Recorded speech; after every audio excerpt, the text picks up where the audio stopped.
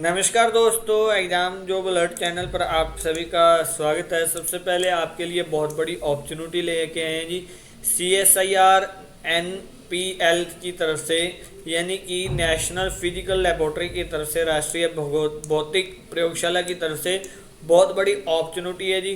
कौन कौन candidate eligible है, कौन कौन अप्लाई कर सकता है, क्या कुछ क्वालिफिकेशन मांगी है, सारी की सारी डिटेल्स आपके साथ शेयर करेंगे। कोई भी कैंडिडेट वीडियो स्किप ना करें, क्योंकि वीडियो स्किप करते आपसे इन्फॉर्मेशन मिस होने वाली है।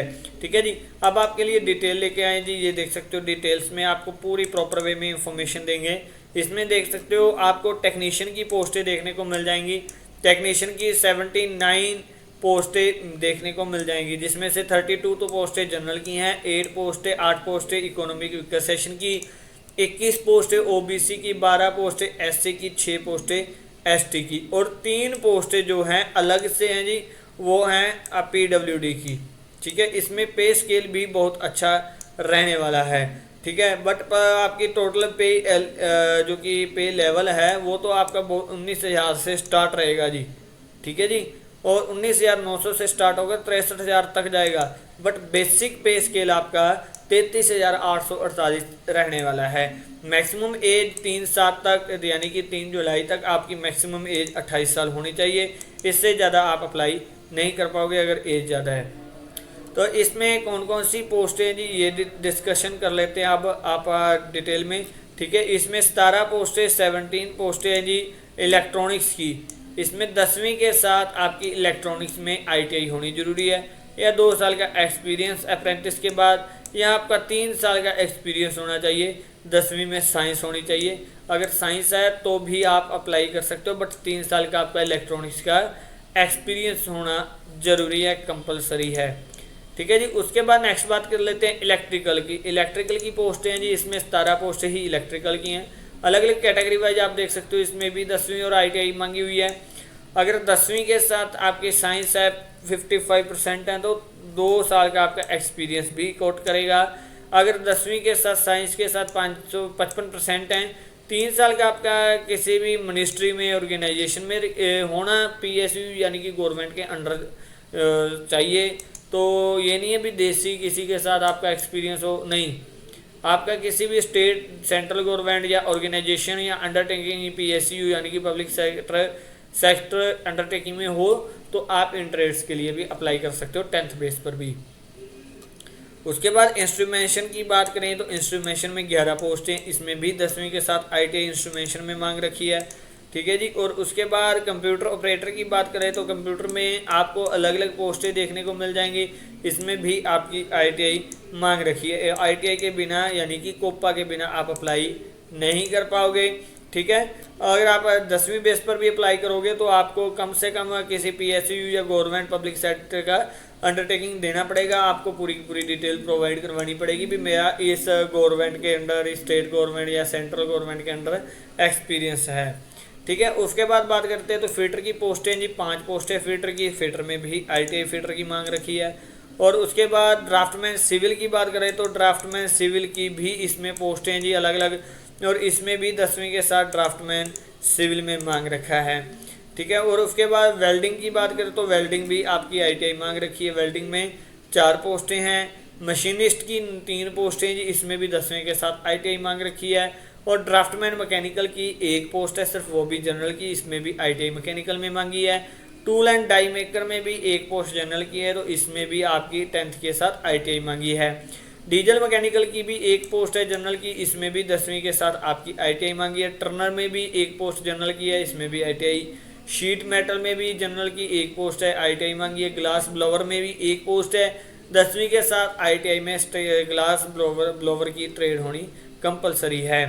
ठीक है, रेफ्रिजरेशन एंड एयर कंडीशनिंग की पोस्ट है, जनरल की 1 है, इसमें भी ITI आपकी मांग रखी है। ठीक है जी। और ये जरूर ध्यान रखिएगा, इसमें आपका जो पोस्ट अप्लाई करोगे, अगर आप सेलेक्ट होते हो तो अंडर काउंसिल सर्विसेज आपको बेनिफिट क्या मिलने वाले हैं। यूजुअली अलाउंस मिलने वाले हैं, जैसे dearness allowance, house rent allowance, transport allowance, ये सारे सेंट्रल गवर्नमेंट की तरफ से आपको अलाउंस रहने वाले हैं। ठीक है जी, ये सारी की सारी कंडीशंस, लाइबिलिटी कंडीशंस आप जरूर चेकआउट कर लीजिएगा, रीड डाउन कर लीजिएगा। अगर कोई डिसेबिलिटी है तो भी आपने मेंशन करनी है। Relaxation age per the government rule रहने वाला है जी आपका 5 साल SC/ST के लिए और 3 साल OBC के लिए relaxation age per the government rule रहने वाला है।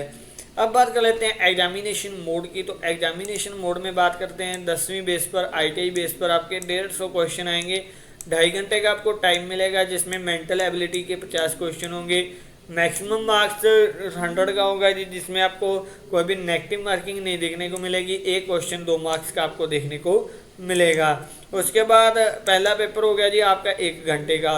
उसके बाद एक और एग्जाम होगा आधे घंटे का, उसमें जनरल अवेयरनेस के 25 क्वेश्चन, इंग्लिश के भी 25 क्वेश्चन 75 मार्क्स के आएंगे। इसमें आपका 1 मार्क नेगेटिव मार्किंग होगा, क्योंकि इसमें एक क्वेश्चन 3 मार्क्स का रहने वाला है। इसमें अगर एक क्वेश्चन आप गलत करोगे तो आपका 1 मार्क्स डिडक्ट कर लिया जाएगा। उसके बाद थर्ड आती है जी आपके सब्जेक्ट के रिलेटेड। थर्ड 1 घंटा मिलेगा, उसमें आपके सब्जेक्ट के रिलेटेड 50 क्वेश्चन आएंगे और ये भी एक क्वेश्चन 3 मार्क्स का होगा और इसमें भी नेगेटिव मार्किंग है। यानी कि फर्स्ट पेपर में नेगेटिव मार्किंग नहीं है, बाकी दोनों सेकंड और थर्ड में नेगेटिव मार्किंग रहने वाली है, जनरल अवेयरनेस और इंग्लिश में। ठीक है जी। अब बात करते हैं जी हाउ टू अप्लाई, कैसे करना है। अप्लाई करने के बाद जो कि आपको मैंने पूरे का पूरा नोटिफिकेशन अब प्रोवाइड करवा दिया गया है। ठीक है जी, कैसे क्या कुछ करना है वो आप ऑफिशियली वेबसाइट पर समझ लेते हैं। और इसमें अप्लाई करने के लिए आपको ये पहले जैसे ही ओपन करोगे examjobAlert.com तो आपको CSIR नेशनल फिजिकल लेबोरेटरी का एक कह लें ऑप्शन मिल जाएगा। वहाँ पर जाकर आप देख सकते हो, ये अदर सेक्टर की पोस्ट है, ना प्राइवेट है, एक लेबोरेटरी की है, इसलिए अदर में डालिए। 10th के साथ ITI मांगिए, 79 पोस्टें हैं और इसमें स्किल में आपको 55% मार्क्स होने कंपलसरी हैं। 33,000 से लेकर 33,848 तक पे स्केल आपको बता दी गई है। ठीक है, 3 जून से फॉर्म शुरू हो चुके हैं जी और 3 जुलाई इसकी लास्ट डेट है। 100 रुपये फीस है जी, 28 साल मैक्सिमम एज मांगी हुई है। General OBC economic weaker session की सिर्फ 100 रुपये फीस है, SC/ST की कोई भी फीस नहीं है। जो फीस होगी वो आपने डिमांड ड्राफ्ट यानी कि DD बनवाना है, डायरेक्टर नेशनल फिजिकल लेबोरेटरी के न्यू दिल्ली के फेवर में। ठीक है जी, न्यू दिल्ली के फेवर में आपने डिमांड ड्राफ्ट बनवाना है जी। ठीक है, और उसके बाद आपने फॉर्म अप्लाई करना ऑफलाइन मोड में जी, डिमांड ड्राफ्ट साथ में ओरिजिनल लगेगा। इसमें पोस्टें अलग अलग बता दी हैं, जनरल की 32 हैं, इकोनॉमिक वीकर सेशन की 8 हैं, OBC की 21 हैं, SC की 12 हैं, ST की 6, टोटल में 79 पे स्किल आपको मेंशन कर दिया गया है। ठीक है जी। और उसके बाद नेक्स्ट बात करें, ये कैटेगरी वाइज कितनी कितनी पोस्टें हैं ये भी आपको बता दी हैं। आपको 10वीं में 55% कम से कम होने मार्क्स जरूरी हैं। अगर आपकी ITI नहीं है तो आपका 2 साल का एक्सपीरियंस एज ए अप्रेंटिसशिप होना जरूरी है, नहीं तो 3 साल का आपका एक्सपीरियंस किसी भी मिनिस्ट्री में, डिपार्टमेंट, ऑर्गेनाइजेशन में या प्राइवेट सेक्टर में होना जरूरी है। ठीक है जी, रिकॉग्नाइज्ड होना जरूरी है। 18 से 28 साल 3 जुलाई तक आपकी एज मांगी हुई है।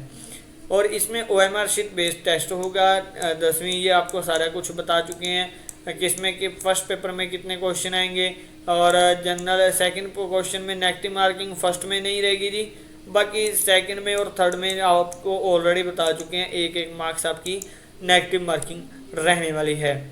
अब फॉर्म आपको ऑफलाइन मोड में मैंने प्रोवाइड करवा दिया है, यहाँ पर क्लिक करोगे तो ऑफलाइन मोड में फॉर्म मिल जाएगा। फॉर्म आपने controller of the administration CSIR national physical laboratory doctor KS Krishna मार्ग न्यू दिल्ली पर आपने 3 जुलाई से पहले आपका फॉर्म पहुंच जाना चाहिए और DD आपने जो आपको मैंने ऊपर बताई दी है उस फेवर में इन्हीं के फेवर में आपने DD बनवाना है। ठीक है जी। और 3 मंथ से पुराना आपका पे ऑर्डर नहीं होना चाहिए और 3 मंथ से पुरानी आपका कोई भी फ़ोटो वगैरह नहीं होनी चाहिए। अब बात कर लेते हैं ऑफिशियली फॉर्म की। फॉर्म की बात करें, फॉर्म कैसे भरना है, ये फॉर्म आपको प्रोवाइड करवा दिया गया है 6 पेज का जी। यहाँ पर अपना पोस्ट कोड लिखिए, कौन सी पोस्ट के लिए अप्लाई कर रहे हो, यहाँ पर अपनी passport size photo, demand draft का नंबर, अमाउंट नंबर, और डेट, किस डेट को आपने कटवाया है, कहाँ से कटवाया है, कौन सी ब्रांच से, ये सारी की सारी डिटेल्स आपने देनी है। और उसके बाद आपका नेम, फादर नेम, आपके डेट ऑफ बर्थ, आपकी एज 3 साल तक कितनी होगी, आपका जेंडर, जेंडर के सामने आपने टिक लगाना है जी। और आपका कोरस्पॉन्डिंग एड्रेस, आपका परमानेंट एड्रेस, यहाँ पर हर एक पेज पर आपने सिग्नेचर भी करने हैं। ठीक है जी, यहाँ पर परमानेंट एड्रेस, आपका mail I number, mobile number, mail ID और इंडियन नेशनलिटी, स्टेट कौन सी स्टेट से हो, जनरल कैटेगरी हो या रिजर्वेशन में हो। रिजर्वेशन अप्लाई करने से पहले अपना कैटेगरी में देख लीजिएगा ज़रूर भी पोस्ट है या नहीं है। और आप कौन सी माइनॉरिटी से बिलोंग करते हो, माइनॉरिटी को बिलोंग करते हो तो येस पर क्लिक कर देना है, चेक का साइन लगा देना है और यहाँ पर माइनॉरिटी लिखनी है। अगर नहीं माइनॉरिटी में आते तो नो कर देना है जी। ठीक है, EWS सेशन है, इकोनॉमिक विकास सेशन, तो येस करना है, अदरवाइज नो। अगर येस करोगे तो आपको सर्टिफिकेट प्रोवाइड करवाना पड़ेगा फोटोकॉपी में। ठीक है जी। और इसके बाद PWD हो तो आपको सर्टिफिकेट देना पड़ेगा, नहीं तो नहीं। मैरिड हो तो मैरिड आपको पूरा लीगली होनी ज़रूरी है। ठीक है, आपकी सारी की सारी 10वीं 11वीं 12वीं की सभी डिटेल, और यहाँ पर आपने इस पर साइन करने, सिग्नेचर ऑफ कैंडिडेट, हर एक पेज पर आपने साइन करने हैं जी। ठीक है जी। उसके बाद ये सारी इंफॉर्मेशन इसी तरह आपने प्रोवाइड करवा देनी है। आपके पास अगर एक्सपीरियंस है, कौन कौन से डॉक्यूमेंट दे रहे हो, डॉक्यूमेंट भी आपने मेंशन करने हैं यहाँ पर। ठीक है, और यहाँ पर डेट, प्लेस और आपके सिग्नेचर यहाँ पर करने हैं जी। ठीक है जी। और इसी तरह सारी इंफॉर्मेशंस आपने प्रोवाइड करनी है। ये candidate already employed should be following endorsement assigned the present of employer. यहाँ पर अगर आप कहीं पर एम्प्लॉई हो पहले के तो आपने ये फॉर्म फिलअप करना है जी, 4 नंबर पेज। ठीक है जी। और पार्ट नंबर 2 में भी आपने सारी की सारी एज इट इज डिटेल आपने फिलअप करनी है, सेकंड पार्ट में भी करनी है। ठीक है जी। और यहाँ पर आपने सिग्नेचर करने हैं, और सिग्नेचर करके सभी की सभी फॉर्म के साथ आपने 10वीं 12वीं ग्रेजुएशन कुछ भी है, आपका कास्ट सर्टिफिकेट है, इकोनॉमिक विकास सेशन सर्टिफिकेट है, या कोई भी सर्टिफिकेट है, Aadhaar card, voter card, PAN card, सब कुछ आपने फोटोकॉपीज में लगाना है। और फोटोकॉपी में लगाकर आपको एड्रेस प्रॉपर वे में बता दिया, उस एड्रेस पर आपने सेंड कर देना है। ठीक है जी। उम्मीद करते हैं ये इन्फॉर्मेशन आपके लिए बहुत अच्छी रही है। 3 जुलाई से पहले पहले आपका फॉर्म पहुंच जाना चाहिए, जल्द से जल्द फॉर्म अप्लाई जरूर कीजिएगा। उम्मीद करते हैं आपके लिए बहुत बड़ी इन्फॉर्मेशन रही है। इसी तरह की अगर और भी अपडेट्स पाना चाहते हो, चैनल पर नहीं हो तो कृपया करके चैनल सब्सक्राइब करके बेल आइकन प्रेस करके ऑल नोटिफिकेशन जरूर ऑन कर लीजिए। अगर चैनल पर पहले से जुड़े हुए हो तो ज़्यादा से ज़्यादा वीडियो और वेब पोर्टल शेयर जरूर कीजिए, हमारा सहयोग जरूर कीजिएगा। वीडियो देखने के लिए आप सभी का बहुत बहुत धन्यवाद। आपका दिन शुभ मंगलमय हो, ऐसी हम कामना करते हैं। Thank you very much.